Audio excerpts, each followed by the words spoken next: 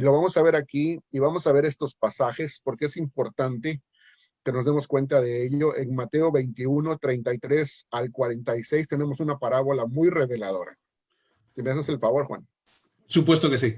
Oíd otra parábola. Hubo un hombre, padre de familia, el cual plantó una viña, la rodeó con una cerca, cavó en ella un lagar, edificó una torre y la arrendó a unos labradores y se fue lejos.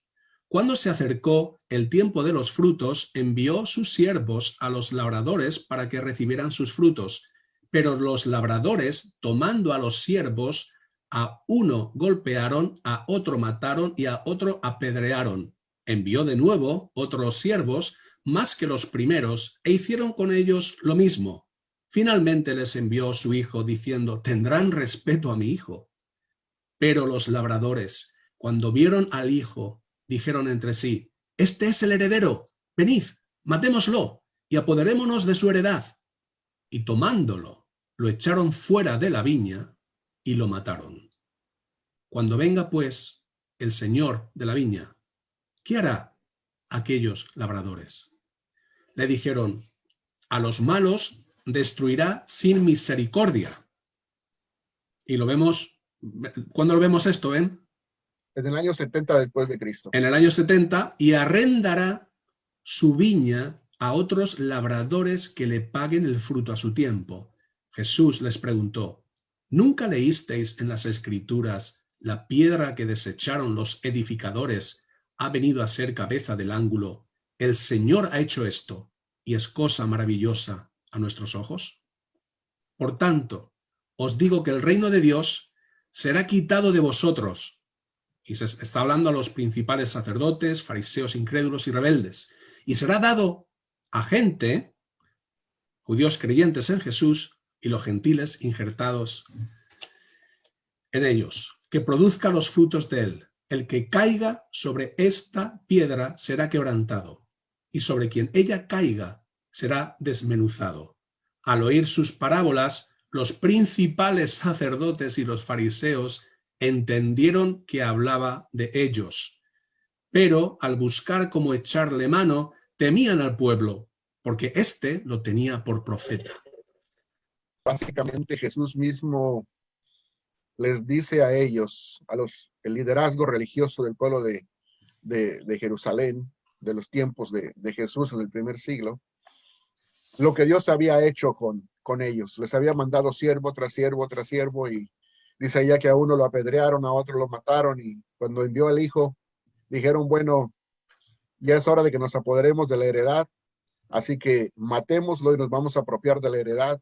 Y pues lo mataron, ¿verdad? En pocas palabras está describiendo cómo Jesús mismo iba a morir, ¿verdad?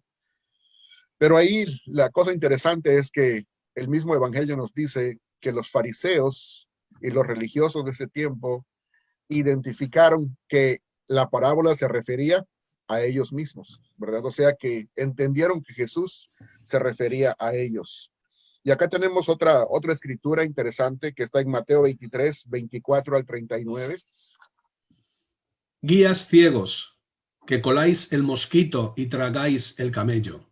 Ay de vosotros, escribas y fariseos hipócritas, porque limpiáis lo de fuera del vaso y del plato, pero por dentro estáis llenos de robo y de injusticia. Fariseo ciego, limpia primero lo de dentro del vaso y del plato, para que también lo de fuera quede limpio. Ay de vosotros, escribas y fariseos hipócritas, porque sois semejantes a sepulcros blanqueados, que por fuera, a la verdad, se muestran hermosos, pero por dentro están llenos de huesos de muertos y de toda inmundicia. Así también vosotros por fuera, la verdad, os mostráis justos a los hombres, pero por dentro estáis llenos de hipocresía e iniquidad. Ay de vosotros, escribas y fariseos hipócritas, porque edificáis los sepulcros de los profetas y adornáis los monumentos de los justos, y decís: si hubiéramos vivido en los días de nuestros padres, no habríamos sido sus cómplices en la sangre de los profetas. Con esto, dais testimonio contra vosotros mismos de que sois hijos de aquellos que mataron a los profetas. Vosotros, pues, colmad la medida de vuestros padres, serpientes, generación de víboras, ¿cómo escaparéis de la condenación del infierno? Por tanto, yo os envío profetas, sabios y escribas. De ellos, a unos mataréis y crucificaréis, y a otros azotaréis en vuestras sinagogas y perseguiréis de ciudad en ciudad. Así recaerá sobre vosotros toda la sangre justa que se ha derramado sobre la tierra, desde la sangre de Abel, el justo, hasta la sangre de Zacarías, hijo de Berequías, a quien matasteis entre el templo y el altar. De cierto os digo que todo esto vendrá sobre esta generación.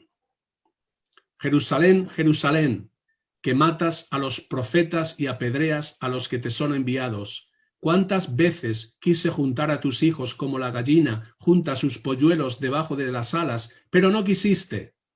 Vuestra casa, y ven, aquí se refiere al templo de Jerusalén, ¿verdad? Así es. Vuestra casa os es dejada desierta. Pues os digo que desde ahora no volveréis a verme hasta que digáis, bendito el que viene en el nombre del Señor. Aquí vemos esta predicción, esta profecía que Jesús hace, de que el templo será la casa, ¿verdad? Será desolada y dicho y hecho, así como él lo predijo, así ocurrió en el año 70, ¿verdad? Tenemos un último pasaje que nos va a dar todo este trasfondo para luego ya entrar de lleno a Apocalipsis, y ahí vamos a ir poniendo todo junto para que veamos cómo compagina perfectamente todo. Mateo 27, 22 al 25. Pilato les preguntó, ¿qué pues haré de Jesús, llamado el Cristo? Todos le dijeron, sea crucificado. El gobernador les dijo, pues, ¿qué mal ha hecho? Pero ellos gritaban aún más, diciendo, sea crucificado. Viendo Pilato que nada adelantaba, sino que se hacía más alboroto, tomó agua y se lavó las manos delante del pueblo, diciendo, inocente soy yo de la sangre de este justo, allá vosotros. Y respondiendo todo el pueblo dijo, su sangre sea sobre nosotros y sobre nuestros hijos. Muy interesante, ¿verdad? Porque en este pasaje estamos viendo cómo es que ellos aceptan la culpa de la muerte de Jesús, ¿verdad? O sea, tú te puedes excusar, le dicen en pocas palabras a Pilato, tú no tienes nada que ver en esto. La culpa, la sangre de él caiga sobre nosotros y sobre nuestros hijos. Hablando de la misma generación que Jesús acababa de mencionar. Y aunque no lo tengo puesto en esta lista de referencias, pero hay otro pasaje en donde, en otro evangelio, vemos claramente cuando están tratando de crucificar a Jesús, y también las autoridades romanas están tratando de, como quien dice, de zafarse del asunto, ¿verdad? Y hay una parte en donde el evangelio dice, si tú lo sueltas, le dice, eres enemigo del César, le dicen. Entonces, y luego ellos dicen, nosotros solamente tenemos un rey, el César, ¿verdad? Así dice uno de los evangelios. Entonces, ahí podemos ver que la ciudad de Jerusalén ya se había alineado, pero no con el Hijo de Dios, sino que se había alineado con el César.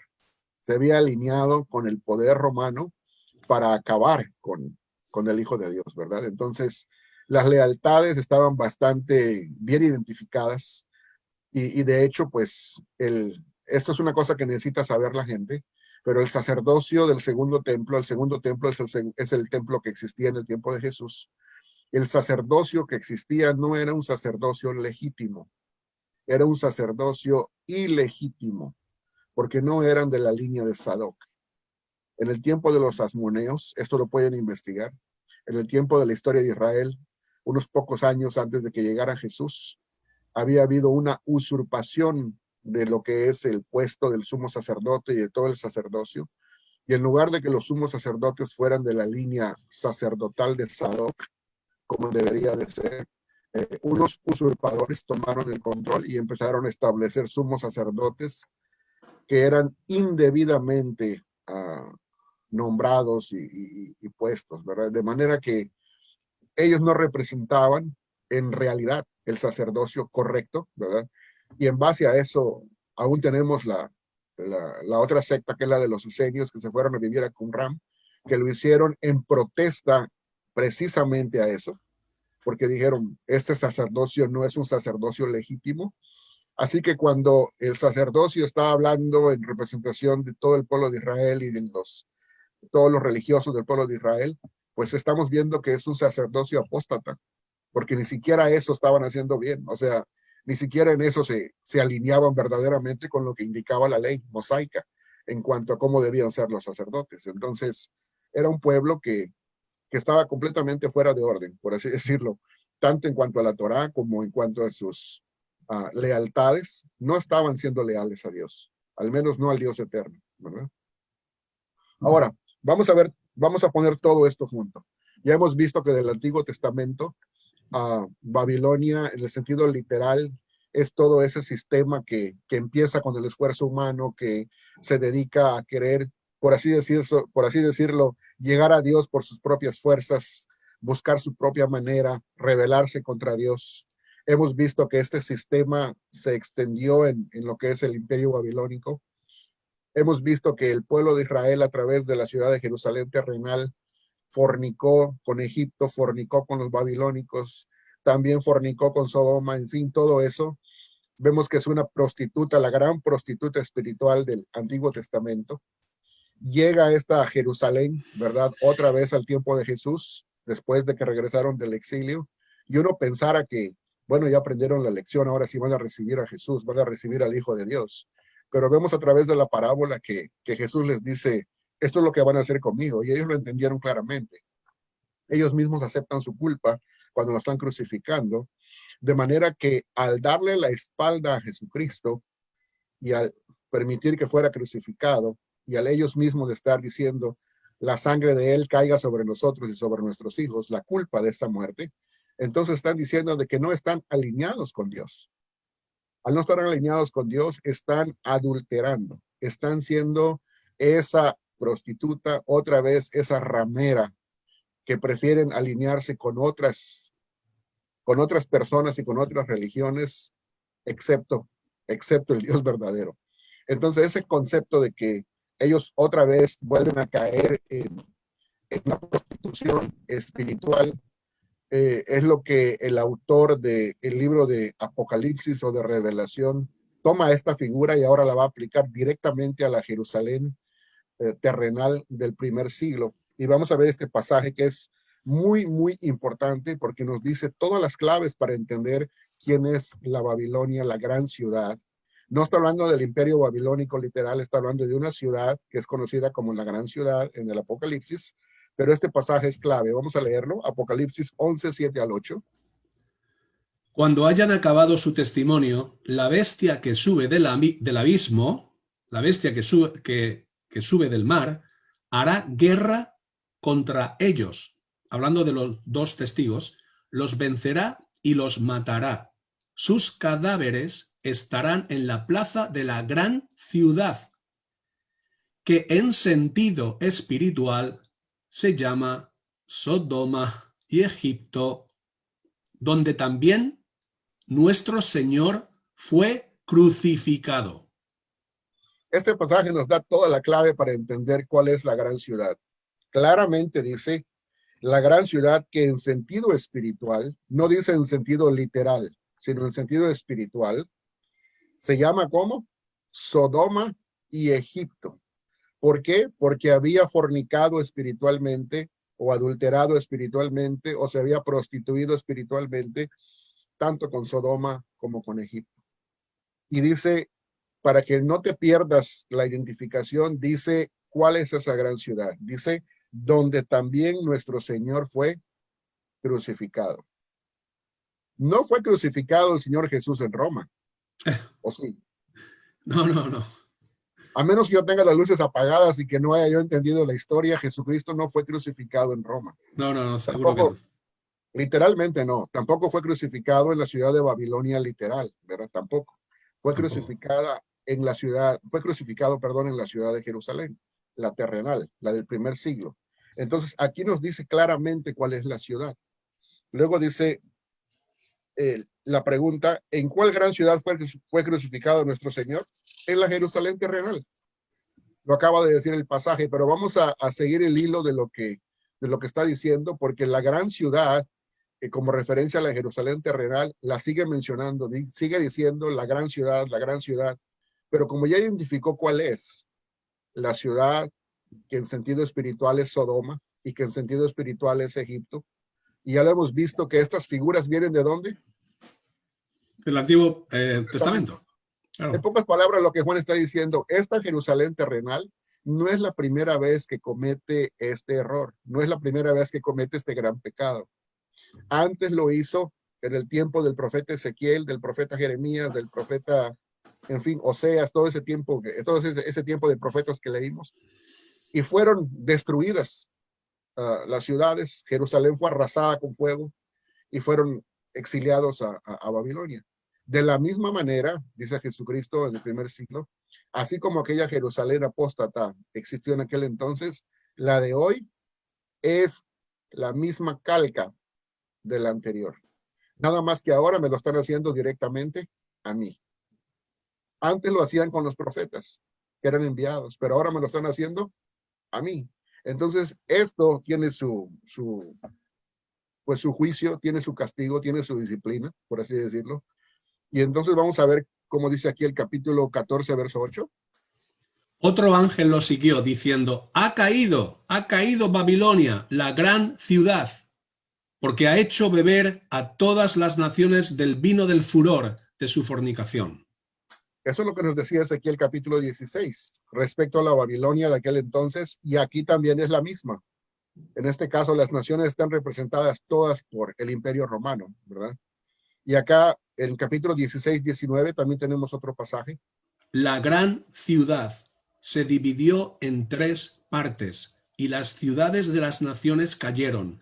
La gran Babilonia vino en memoria delante de Dios para darle el cáliz, la copa, del vino del ardor de su ira.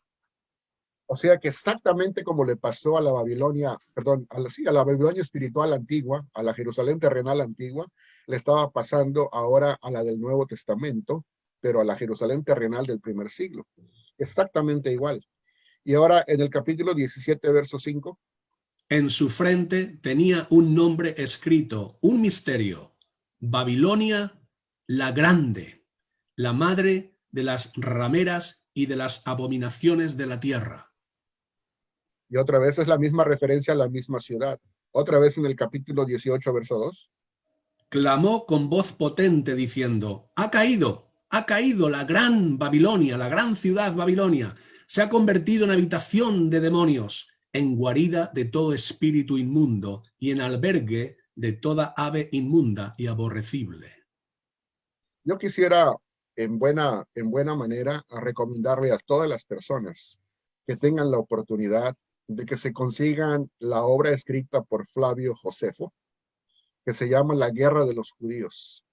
Que lean ese libro y van a darse cuenta, en sentido literal histórico, el cumplimiento de esta profecía de Jesús en el año 70, que está repetida otra vez aquí. Esta caída de la gran Babilonia no es otra cosa que el cumplimiento profético de lo que ocurrió en el año 70 después de Cristo, para cumplir terminantemente la profecía de Jesús, que él dio básicamente 40 años antes, en el año 30 aproximadamente, y la generación no pasó. Esa misma generación que recibió esa condenación, esa misma generación fue la que recibió el castigo, la visitación de la ira de Dios, y pues recibieron un castigo tremendo, ¿verdad? Y después de eso ocurrió lo mismo, porque toda la gente de Jerusalén, los que no fueron masacrados, tuvieron que salir básicamente como esclavos, expatriados también, ¿verdad? Entonces, pero esto ocurrió en el año 70, y tenemos otro pasaje, capítulo 18, verso 10. Poniéndose lejos por el temor de su tormento, dirán, ¡ay, ay de la gran ciudad de Babilonia, la ciudad fuerte! Porque en una sola hora vino tu juicio. Ahora, la pregunta es, la gente dirá, ¿y por qué le llama Babilonia y no dice Jerusalén directamente? Pues precisamente porque los que recibían este escrito ya sabían a quién se refería.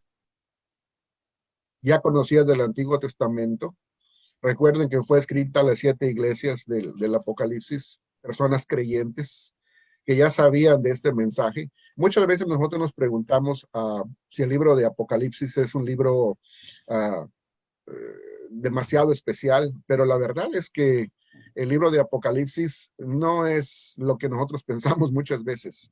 Si nosotros vemos los 4 evangelios, los evangelios sinópticos, por ejemplo, Mateo, Marcos, Lucas y Juan, cada uno de ellos tiene un pequeño Apocalipsis, como se le llama. Cada uno de ellos. Mateo 24 es el primer mini Apocalipsis o pequeño Apocalipsis.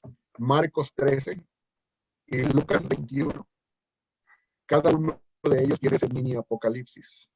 Pero uno busca el Evangelio de Juan y no encuentra ningún Apocalipsis ahí. Y uno dice, bueno, este no tiene un mini Apocalipsis. Y no tiene un mini Apocalipsis porque tiene un Apocalipsis completo. El mini Apocalipsis es expandido en toda su extensión en cuanto a género apocalíptico en lo que es el libro de Apocalipsis o Revelación, que es el que corresponde al Evangelio de Juan, escrito por el mismo autor. Entonces, no es que Juan no tenga un Apocalipsis, sí lo tiene, es el que nosotros conocemos al final de la Biblia, del Nuevo Testamento. Y solo que lo que está en reseña pequeña, digamos en Lucas 21, por ejemplo, ustedes pueden leer Lucas 21 y allí no hay pierde que está hablando de la destrucción de Jerusalén. Bueno, pues entonces lo que dice en forma directa en Lucas 21 lo pueden encontrar en forma simbólica espiritual en el libro de Apocalipsis o Revelación, pero habla de la misma destrucción del año 70. Entonces ahí podemos identificar claramente que la pregunta, ¿quién fue verdaderamente la Babilonia la grande, la gran ramera del Apocalipsis? Bueno, pues la Jerusalén terrenal del primer siglo, la que fue destruida en el año 70 después de Cristo. Y ahí claramente dice que fue el pago por todo lo que había hecho desde la sangre de Abel el justo hasta la sangre de Zacarías, hijo de Berequías. Entonces ahí se consumó todo el pago que debía de recibir, pero que culminó con el rechazo de Jesucristo, con el Hijo de Dios, ¿verdad? Entonces podemos ver que está bien identificada. Hay un pasaje último que me gustaría leer para concluir las citas, que es 18:21. Un ángel poderoso tomó una piedra como una gran piedra de molino y la arrojó en el mar diciendo, con el mismo ímpetu será derribada Babilonia, la gran ciudad, y nunca más será hallada. Y hay gente que pudiera decir, bueno, esta es una indicación de que no se refiere a la Jerusalén terrenal, porque la Jerusalén terrenal fue hallada y todavía existe hasta el día de hoy. Pero no está hablando de eso. Está hablando de que la Jerusalén terrenal nunca más será hallada como existía bajo el antiguo pacto. Porque nunca más ese antiguo pacto va a volver a existir en el sentido en que existía antes del año 70 después de Cristo. El antiguo pacto fue arrasado junto con la ciudad para nunca más volver. El día de hoy yo sé que hay mucha gente que anda hablando de que el tercer templo va a ser reconstruido, de que los sacrificios van a ser reinstituidos. Si es que eso llega a pasar, no es obra de Dios, es obra del hombre. Así como la Babilonia que ocurrió en Génesis 11 no fue obra de Dios, sino obra del hombre. Así el hombre muchas veces con el mismo espíritu babilónico quiere volver a formar su camino, quiere volver a reinstituir lo que Dios ya desechó. Pero terminantemente ahí dice, ¿verdad?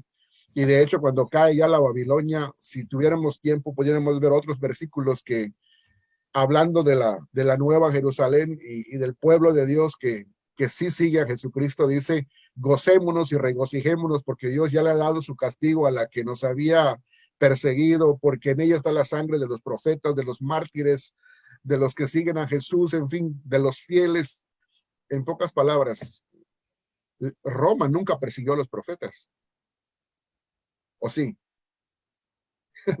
O sea, Cristo mismo dijo, tú que matas a los profetas, decía, ¿no? Y apedreas a los que son enviados a ti. Entonces, es muy claro, las alusiones, cuando ya empezamos a hacer las conexiones correctas, nos dan a entender de quién habla. Entonces, cuando dice no será hallada para nunca más, no será hallada jamás, es en cuanto al antiguo pacto. Madre mía, qué buena exposición una vez más.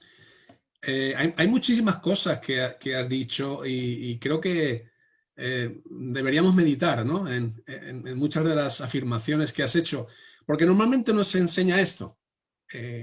Como has dicho en un No principio, se enseñan 1000 cosas menos esto. se enseña, pues, muchas cosas, ¿verdad?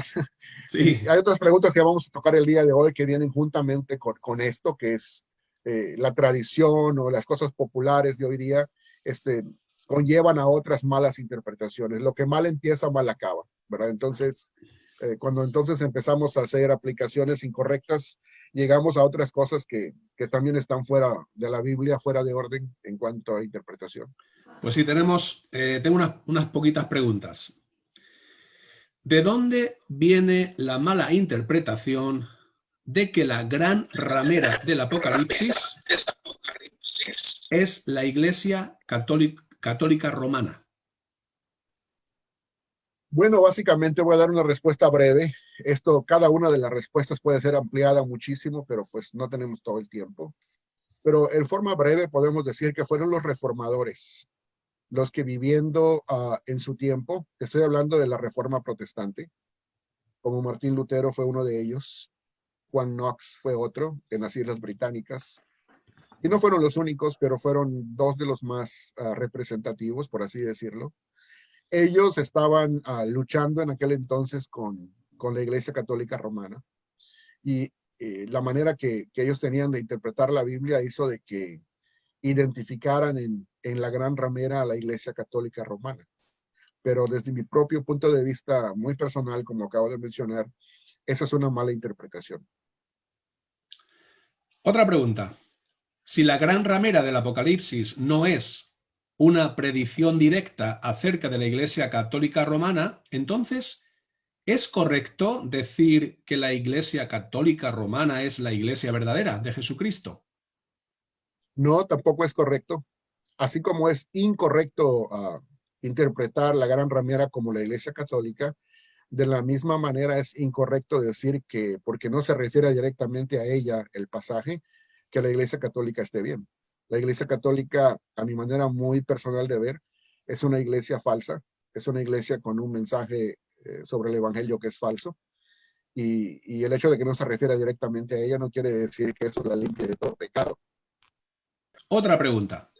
Si la gran ramera del Apocalipsis no es una predicción directa acerca de la Iglesia Católica Romana, entonces, ¿es correcto decir que las iglesias evangélicas que nacieron del movimiento de la Reforma Protestante son hijas de la ramera? Bueno, esto es precisamente lo que te mencionaba hace un rato, que la mala interpretación conlleva a una mala aplicación. Todos aquellos no solamente en las raíces hebreas, pero hay otras iglesias protestantes que también, o quizás sectarias, mejor dicho, ¿verdad? Porque la mayoría de las iglesias protestantes puede ser que identifiquen a la iglesia católica como la ramera, pero no se van a llamar a sí mismas como las hijas de la ramera, ¿verdad? Los que hacen eso son los sectarios y muchos en las raíces hebreas que están totalmente en contra de la iglesia católica como una iglesia falsa, con lo cual estoy de acuerdo como institución, ¿verdad? Y con un mensaje que no es el mensaje bíblico. En eso estoy de acuerdo con ellos, pero el decir que las iglesias que proceden de la Reforma Protestantes son hijas de la ramera, cuando hemos visto que no es una referencia bíblica correcta el interpretarlo de esa manera, pues obviamente lleva a la mala aplicación de decir que somos hijas de la ramera, cosa que no procede, ¿verdad? Totalmente. Otra Que no pregunta. existe, en pocas palabras, si no existe la madre, no pueden existir las hijas, ¿verdad? Y si no existe la Iglesia Católica como una gran ramera, pues obviamente no podemos, como protestantes o evangélicos, ser hijos de la gran ramera. Correcto.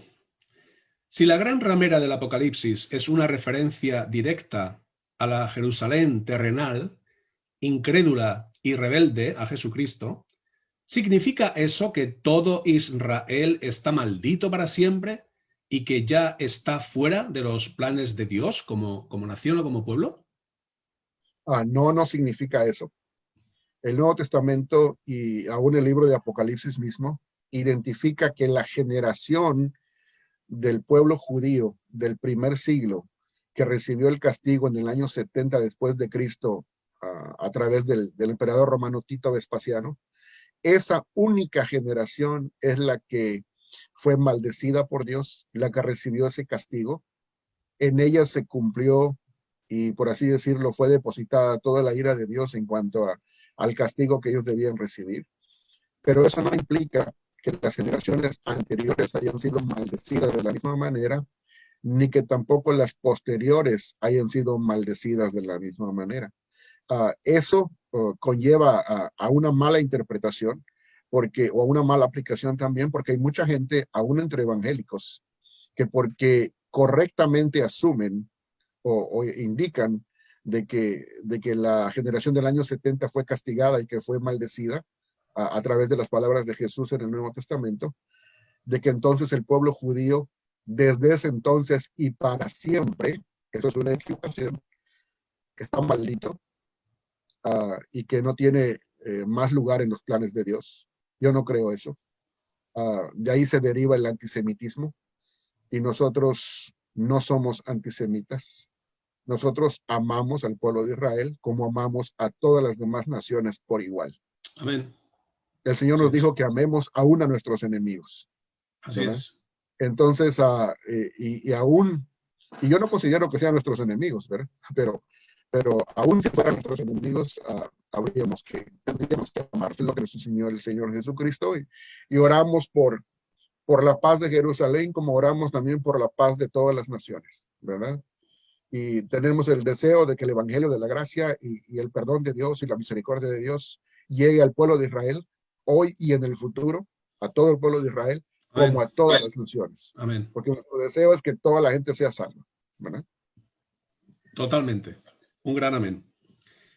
Una pregunta más. Ven.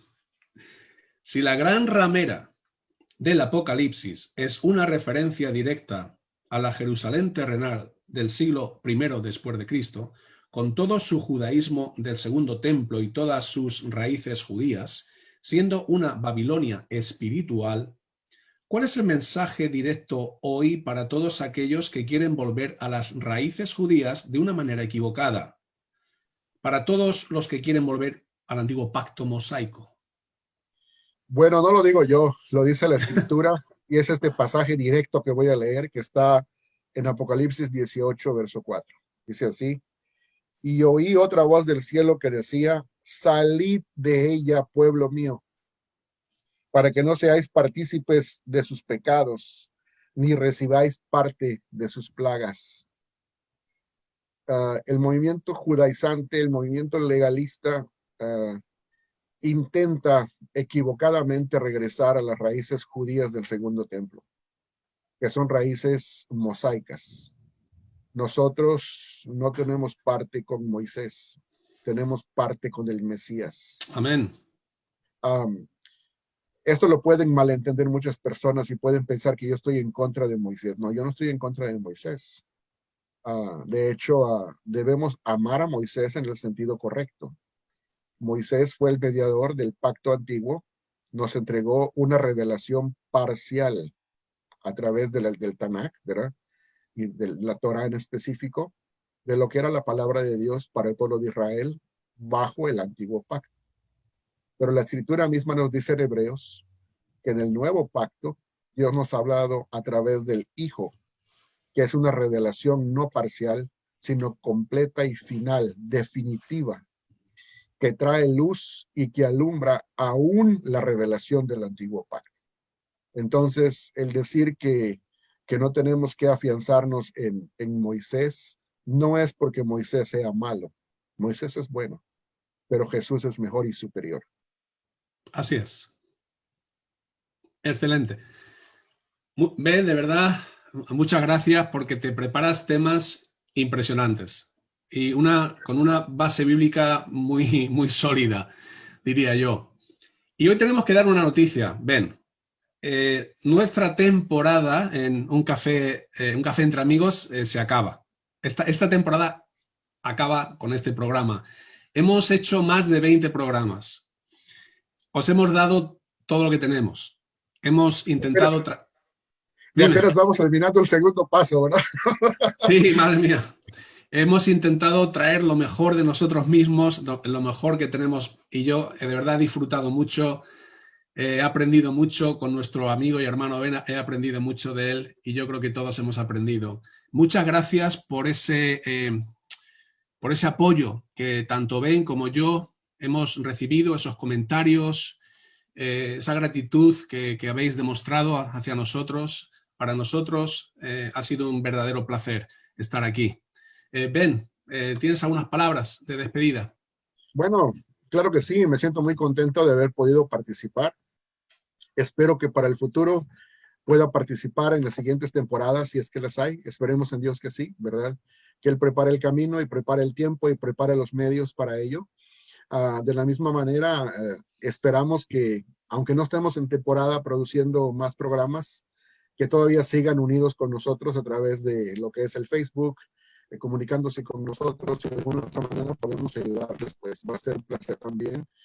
Contigo, Juan, también he aprendido bastante, he aprendido muchísimo contigo y aún con los comentarios que recibimos de las personas que nos siguen con tanto cariño y el cariño es recíproco, el amor es recíproco en Jesús del Mesías. Muy bien, muchas gracias. Pues nos despedimos y, como no, gracia y paz a todos. Y a todos nuestros amigos de las raíces hebreas, Shalom Ubraja. Shalom Ubraja.